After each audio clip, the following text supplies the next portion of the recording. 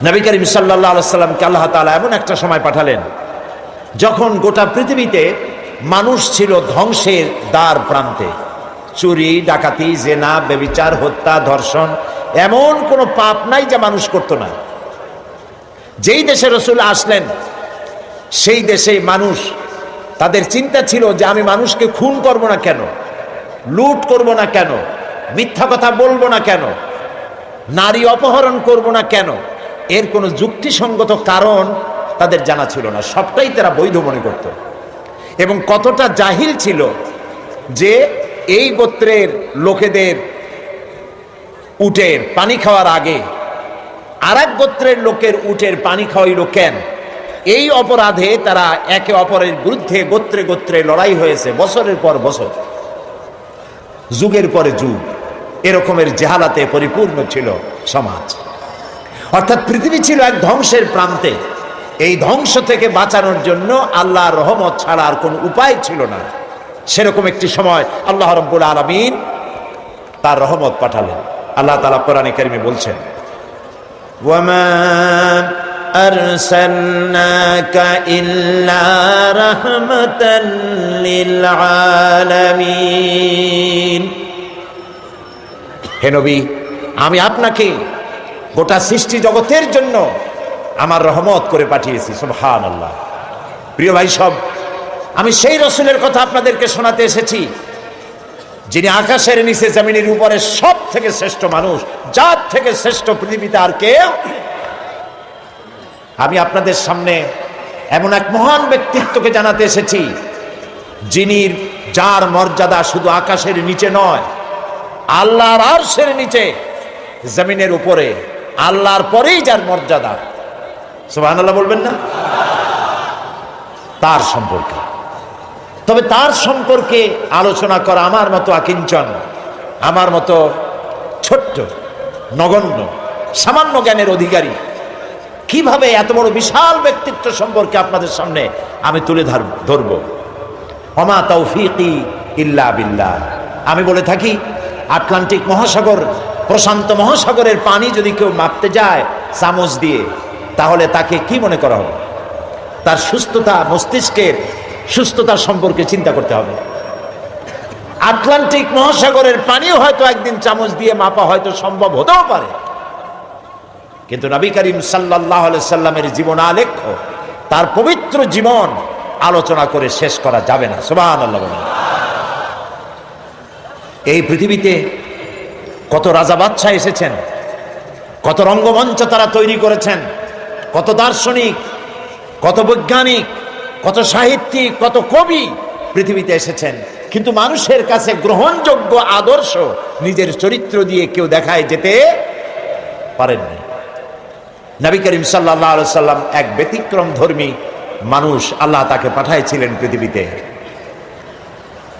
তার জীবন দুই রকম ছিল না। দুনিয়ার সব নেতাদের জীবন হয় দুই রকম সাধারণত। একটা হচ্ছে পাবলিক ক্যারেক্টার, আর একটা হলো পার্সোনাল ক্যারেক্টার। একটা ব্যক্তিগত জীবন, ব্যক্তিগত চরিত্র, আর একটা মানুষকে দেখাবার মতো চরিত্র।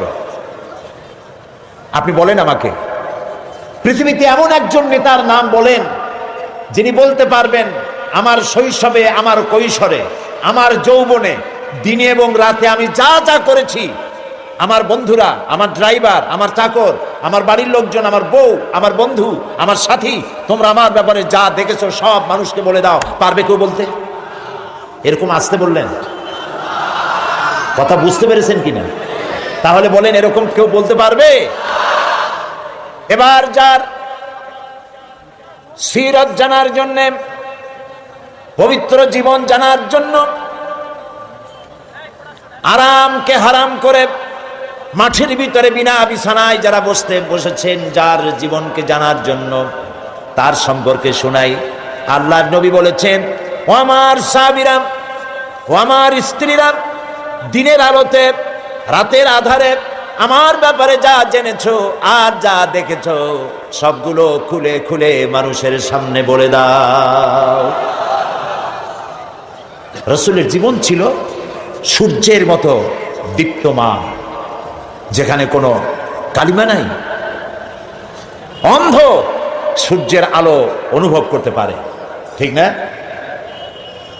সমস্ত মানুষ তার জীবন সম্পর্কে ওয়াকিবহাল। পৃথিবীতে কেউ নাই রাসূলের চরিত্রে কোনো দাগ লাগানোর কোনো কথা বলতে পারে। সুবহানাল্লাহ বলতে ইচ্ছে করে না? আপনারা যে বসে আছেন এখানে, প্রত্যেকটা মুহূর্ত আপনার আমলনামায় নেকি লেখা হচ্ছে। কারণ জিক্রে ইলাহি যেমন ইবাদত, আল্লাহর জিকির করা কি বলেন না কেন? আল্লাহর জিকির যেমন ইবাদত, জিক্রে ইলাহি যেমন ইবাদত, জিক্রে হাবিবও তেমন ইবাদত। আমরা রাসূলকে স্মরণ করছি, তার আলোচনা করছি। কি মহান ব্যক্তিত্ব, যার জীবনে দুই রকমের কোনো কিছু নাই, সব স্পষ্ট। আল ওয়াদুহু ওয়াস সারাহা, একদম দিবালোকের মতো স্পষ্ট, কোনো বক্রতা নাই। কাফেরেরা চিন্তা করত যে এই লোকটা হইল কেমনে, এভাবে কেমনে হলো? শৈশব, কৈশোর, যৌবন কাটালেন তিনি এই সমাজের মধ্যে, কিন্তু মিথ্যা কথা বলেন না।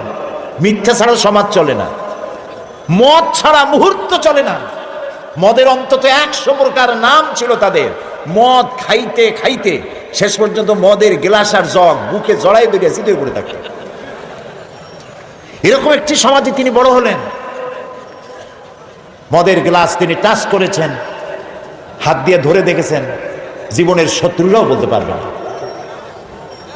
কেমনে হইল। তিনি যখন কোরআন শরীফ পড়তেন, কাফেরেরা মনে করত যে লোকটা কোনোদিন কোনো কবির সাথে বসে নাই, ওঠে নাই, সাহিত্যিকদের সাথে আনাগোনা ছিল না। এই যে মিলাই মিলাই বলে, নিশ্চয়ই কবি হয়ে গেছে, তলে তলে কবি হয়ে গেছে। নবী করিম সাল্লাল্লাহু আলাইহি সাল্লাম সম্পর্কে যখন যে কথা এসেছে, জবাব রাসূলের দেওয়া লাগে নাই, জবাব দিয়েছেন কে? রাসূলকে এক পর্যায়ে মজনুন বলা হয়েছে। মানে কি? পাগল বলা হয়েছে। রাসূলকে পাগল বলা হয়েছে, রাসূল জবাব দেন নাই।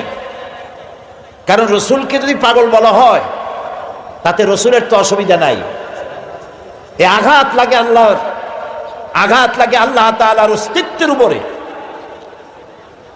আল্লাহ রাব্বুল আলামিন সঙ্গে সঙ্গে জবাব দিয়ে দিলেন। আল্লাহ রাব্বুল আলামিন বলেন, ওয়ামা সাহিবুকুম বিমাজনুন, তোমাদের সাথী পাগল নন। মুহাম্মদ সাল্লাল্লাহু আলাইহি ওয়াসাল্লাম পাগল নন তা বললেন না, বললেন তোমাদের সাথী পাগল না। তোমরাই তো সাথে ছিলা, একসঙ্গে খেলাধুলা করেছো, ওঠা বসা করেছো। তার জীবন যৌবন চোখের সামনে, পাগলামির কি দেখলে তার মধ্যে? নবী করিম সাল্লাল্লাহু আলাইহি ওয়াসাল্লাম কে যখন কবি বলা হলো, আল্লাহ তাআলা প্রতিবাদ করলেন। আল্লাহ তাআলা বললেন, ওয়ামা আল্লামনাহু আশ-শি'রা ওয়ামা ইয়ানবাগী লাহু